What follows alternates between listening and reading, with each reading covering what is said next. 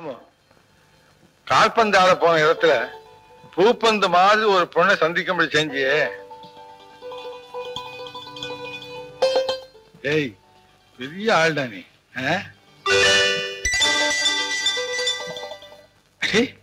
நீ கண்ணடிக்கிறியா? ஃபைன். ஆனா என் ஆசை நிறைவேணும்னா வள்ளி திருமணத்துல ஆறுமுகனுக்கு அவங்க அண்ணன் உதவி செய்யாம பாரு, அது மாதிரி நீ தான் எனக்கு உதவி செய்யணும். சரியா?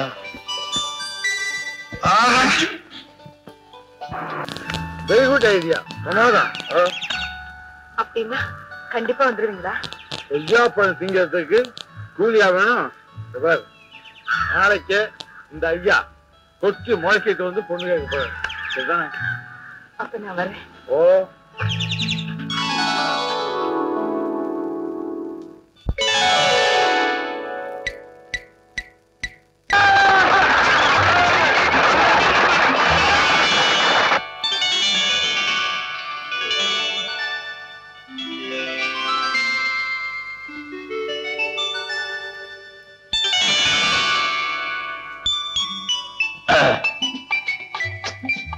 விஜயா, உனக்கு இவரை தெரியுமாமா?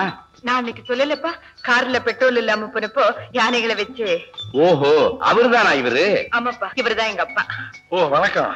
கங்க்ராச்சுலேஷன்ஸ்.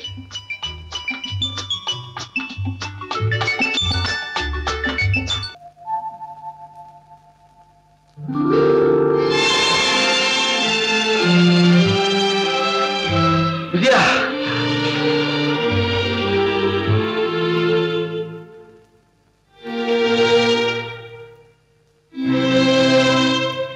மன்னிக்கணும். ஒண்ணு அப்படி கூப்பிட எனக்கு என்ன தகுதி இருக்கு? அப்படி சொல்லாதீங்க. செல்வத்துல குரல் நீ எங்க, செல்லா காத்தா நான் எங்க? ஏன் இப்படி எல்லாம் பேசி என்ன கொள்றீங்க? நான் உண்மையைத்தான் சொல்றேன். தகரமும் தங்கமும் தரையிலிருந்து கிடைச்சாலும் தகுதியில மழையும் மடுவும் தானே. இப்படி சொல்லி உங்க உள்ளத்தை புண்படுத்திருப்பாரு எங்க அப்பா. ஆனா எங்கிட்ட என்ன சொன்னார் தெரியுமா? எங்களை விட பெரிய இடத்துல சம்பந்தம் கிடைச்சதுனால நீங்க எனக்கு துரோகம் பண்ணிட்டீங்கன்னு சொன்னாரு. எவ்வளவு கேவலமான கற்பனை. உங்களை வீதியில பார்த்ததுக்கு அப்புறம் நானும் அந்த முடிவுக்கு தான் வந்தேன். துடிச்சேன். உங்களை பார்க்காம ஒரு நிமிஷம் கூட இருக்க முடியாதுங்கிற முடிவோட புறப்பட்டேன். ஆனா எங்க அப்பாவும் இதயத்தை இரும்பாக்கிக்கிட்டு என்ன அறையில போட்டு பூட்டிட்டாரு. அவர் பூட்டினது மகளை இல்ல, மனசாட்சி. அவரோட தகுதி தராச மகளோட கண்ணீரை விட போலி கௌரவத்துக்கு தான் இடம் அதிகம். அந்த வரட்டு கௌரவம் என் வாழ்வையே பறிச்சிடக்கூடாதுன்னு பயந்துதான் ஓடி வந்தேன்.